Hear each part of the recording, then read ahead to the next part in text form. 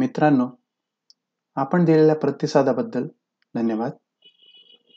याआधी आपण काही व्हिडिओज हे कंटेंट डेव्हलपमेंट या सदराअंतर्गत बघितलेले आहेत. हा व्हिडिओ मी स्पेशली मोबाईलबद्दल आपणास काही माहिती असण्याकरिता तयार केलेला आहे. ह्या व्हिडिओमध्ये मी तुम्हाला काही मोबाईलबद्दल महत्त्वाच्या टिप्स देणार आहे आणि मला वाटतं ह्या गोष्टीची जाणीव, ह्या गोष्टीची माहिती आपल्यापैकी सर्वांना असायला हवी. त्यामुळे मी एक छोटासा हा व्हिडिओ बनवायचा प्रयत्न केलेला आहे. जसं मोबाईल हा आज आपल्या जीवनातील अविभाज्य अंग बनलेला आहे. मोबाईलची गरज ही आज आपल्याला क्षणोक्षणी पडत आहे. जसं की कंटेंट डेव्हलपमेंटमध्ये आपण बघितलंच आहे की मोबाईल आपल्याला प्रत्येक जागी, प्रत्येक वेळेस कामात पडतो. इव्हन जिथे आपल्याला इंटरनेट वापरायचं आहे आणि तुमच्या घरी जर इंटरनेट कनेक्शन नसेल, तर तुम्ही मोबाईलचा हॉटस्पॉट यूज करून तुम्ही इंटरनेटचा ॲक्सेस किंवा यूज करू शकता.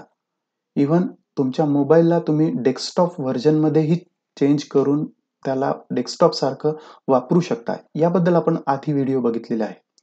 आज मी आपल्याला काही मोबाईलबद्दल महत्त्वाच्या गोष्टी सांगणार आहे. जसं आपल्यापैकी पुष्कळसे लोक हे शिक्षण पेशाशी निगडीत आहात. सगळे लोक प्राध्यापक, कुठे टीचर्स, कोणी प्राचार्य म्हणून विविध महाविद्यालयात रुजू आहात. माझी एक सवय मी तुम्हाला सांगतोय की लेक्चरला जाताना तुमच्यापैकी सगळे लोक हे फॉलो करत असतील.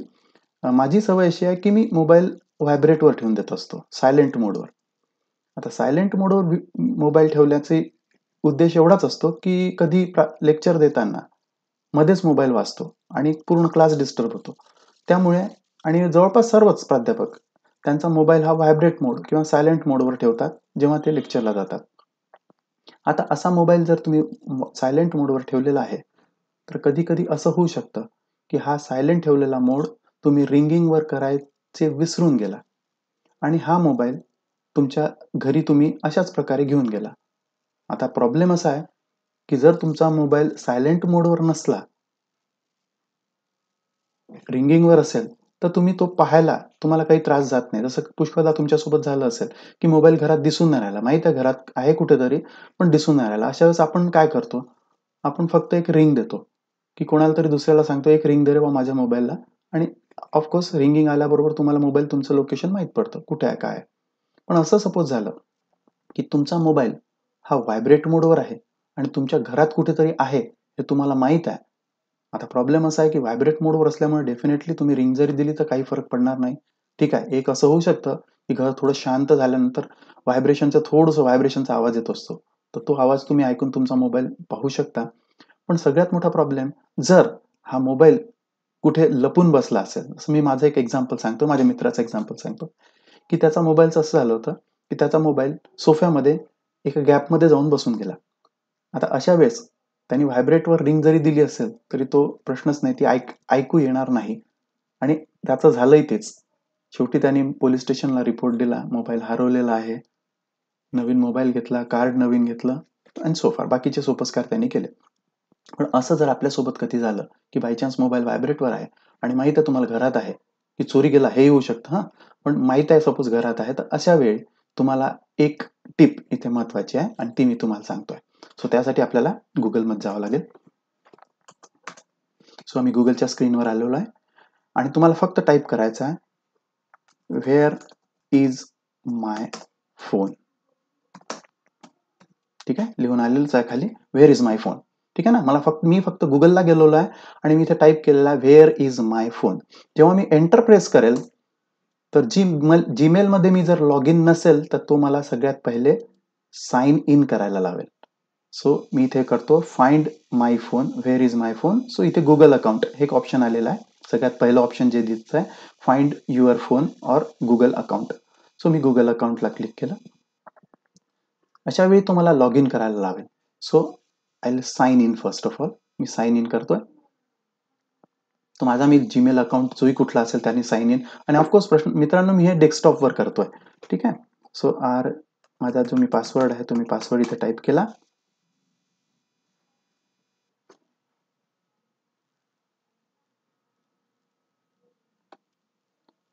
पासवर्ड टाईप केल्यानंतर माझे सगळे जे मोबाईल्स अवेलेबल आहेत ते माझ्यासमोर आले आहे. माझ्या जो सध्या याच्यातले 2 मोबाईल आहे, एक मोबाईल जुना आहे पण तरी तो सध्याही यामध्ये दाखवतोय. तर मी माझ्या मोबाईलला इथे चूज करतोय. So I will click on my phone. ठीक आहे. तो पुन्हा मला पासवर्ड मागतोय.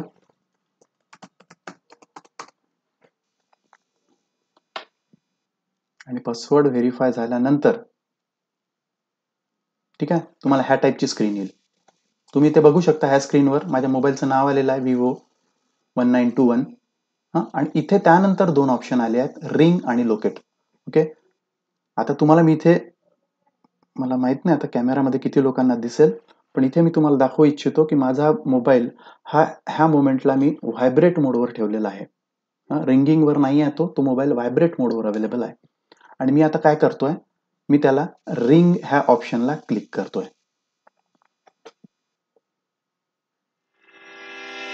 तुमचा मोबाईल हा व्हायब्रेटवर असतानाही, तुमचा मोबाईल हा व्हायब्रेटवर असतानाही 5 मिनिट पर्यंत रिंग करतो. ठीक आहे. तुम्ही बघू शकता माझा मोबाईल अजूनही व्हायब्रेट मोडवर आहे. आणि ह्या प्रकारे मी आता बंद केला आहे त्याला. Device has been stopped ringing. इथे खाली पाहू शकता तुम्ही, device has stopped ringing. So माझ्या सांगायची गोष्ट की तुमचा मोबाईल व्हायब्रेटवर असतानाही Google Gmail account through log in करून तुम्ही त्याला रिंग करू शकता. म्हणजे बाय चान्स जर तो तुमचा मोबाईल घरी असेल तर तो रिंग देईल. ठीक आहे ना. तरी व्हायब्रेटवर असेल तरी तो 5 मिनिटापर्यंत रिंगिंग करतो ह्या रिंगिंग ऑप्शनमुळे. दुसरं एक त्याच्यानंतर ऑप्शन आहे लोकेट.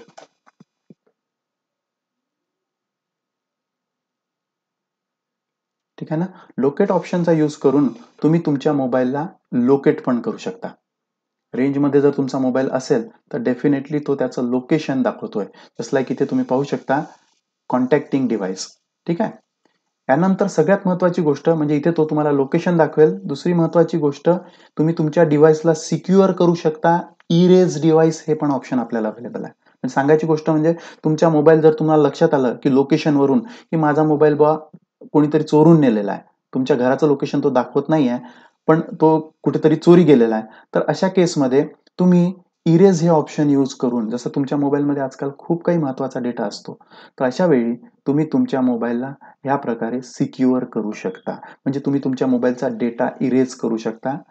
डेटा जोही कुठला महत्त्वाचा डेटा असेल, जसं त्यातले कॉन्टॅक्ट्स आणि सगळं, तर ते तुम्ही ह्या ऑप्शनचा यूज करून इरेज करू शकता. तर ह्या प्रकारे तुम्ही find my phone, where is my phone हे ऑप्शन यूज करून तुमच्या मोबाईलला फाइंड आउट करू शकता. त्याचं लोकेशन ट्रेस करू शकता. ठीक आहे. ही झाली एक पहिली गोष्ट. दुसरी गोष्ट, बाय चान्स तुम्हाला लक्षात आलं की तुमचा मोबाईल हरवलेला आहे. तर आपण काय करू, एक 24 तास वाट पाहू. बाय चान्स कुठेतरी चुकून तुमचा राहिला असेल तर तो मोबाईल तुम्हाला मिळू शकतो, वापस येऊ शकतो. पण असे चान्सेस जेव्हा तुम्हाला दिसले की नाही बा मोबाईल काही वापस नाही येत आहे, तर अशा वेळी सगळ्यात जास्त दुःख मोबाईल गेल्याचं नाही होत. ओके. तुमचा मोबाईल जरी महागडा असला ना, तरी त्याचं दुःख तुम्हाला जास्त होत नाही. सगळ्यात जास्त दुःख होतं त्यामधले सर्व कॉन्टॅक्ट्स तुमचे गेले असतात. आजकाल मोबाईलमुळे एक एक एक चुकीची आपल्याला सवय लागली आहे. एखाद दुसरा नंबर सोडला तर आपले बाकीचे नंबर पाठ राहत नाही. जेव्हा तुमच्याजवळ डायलवाले फोन होते ना, डायलवाले टेलिफोन होते, तेव्हा आपल्याला कमीत कमी डायलिंग करता करता काही नंबर पाठ होत होते. पण आता अशी सवय कुणालाच राहिली नाही आहे. आपण फक्त नाव पाहतो आणि नावाला क्लिक करून आपण डायल करायच्या भानगडीत पडत नाही. ऑटोमॅटिकली डायलिंग होतं. मग अशा केसमध्ये म्हणजे सगळ्यात मोठं टेन्शन आपलं राहतं की मोबाईलचे कॉन्टॅक्ट्स काय करायचे. तर मोबाईलच्या कॉन्टॅक्ट्स करिता मी तुम्हाला आता एक आयडिया देतोय. जसं तुमच्या जीमेल अकाउंटला पुन्हा तुम्हाला जावं लागेल. मी पुन्हा लॉग इन करतोय.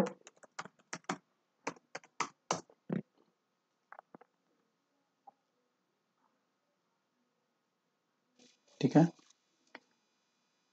आणि इथे तुम्हाला कॉन्टॅक्ट्स तुमचे दिसू शकतात.